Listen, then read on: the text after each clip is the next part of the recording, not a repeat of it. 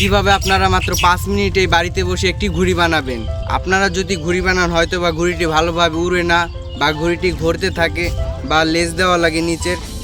আমার এই ঘুড়িটিতে কিন্তু কোনো প্রকার লেজ দেওয়া নেই, তাও এই ঘুড়িটি অনেক সুন্দরভাবে আকাশে ওড়ে। তো চলুন দেখা যাক এই ঘুড়িটি আমরা কিভাবে বানিয়েছি। তো সবার প্রথমে আমরা এরকম একটা পলিথিন নিয়ে নেব। তো এবার এইটাকে এইরকম ভাবে একটা ভাঁজ দিয়ে নেব। এই দুই পাশে ধরে আমরা এরকম ভাবে আরেকটা ভাঁজ দিয়ে নেব। এরপর আমরা মেপে নেব, এক পাশ যেরকম হয়েছে তার থেকে একটু বড় আরেক পাশ নেব। এরপর এইটাকে বেলেট বা কেচি দিয়ে আমরা কেটে নেব। তো এইখানে আমাদের দুটো ঘুড়ি হয়েছে, একটা এখন বানাবো আর একটা পরবর্তী সময়ে উড়ানোর জন্য বানাবো।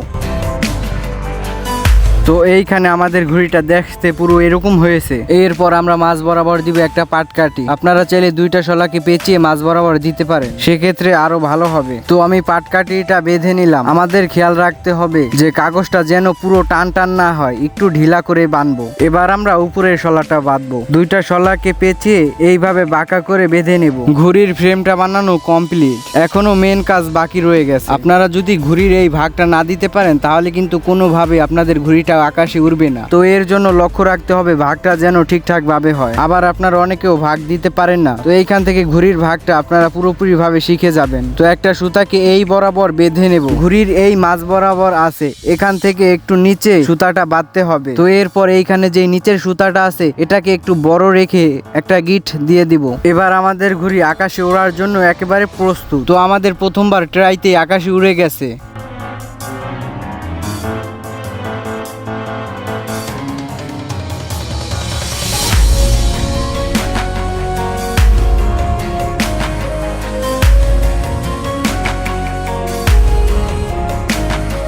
তো আকাশে বাতাস না থাকার কারণে ঘুড়িটা নিচে পড়ে গেছে। তো এইখানে ঘুড়িটাকে আবার কিছুক্ষণ উড়ালাম।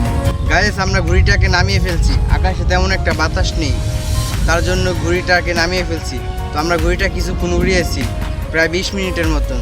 তো আজকের ভিডিও এই পর্যন্ত। আর এরকমই ভিডিও দেখার জন্য চ্যানেলটি সাবস্ক্রাইব করে দিও। বাই।